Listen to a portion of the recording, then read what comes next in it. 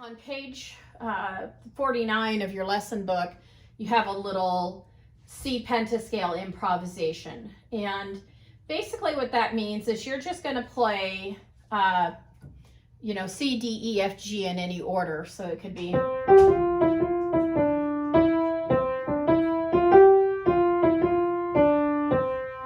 And then whenever I let you know, I'm going to say, okay, get ready now, hit C. And that will be the end, because since this is in the key of C, C is tonic. Most songs end on tonic. So anyway, I'm going to play the duet that goes with this so that you can kind of get a feel for what the improv would be like. And I want you to go ahead and work through some kind of improv once a day. And whenever I see you next, you can go ahead and do that improv for me. You'll probably want to use your pedal, but you can experiment with or without. And we're talking about the damper pedal, the one on the far right. So here we go. 1, 2, ready, go.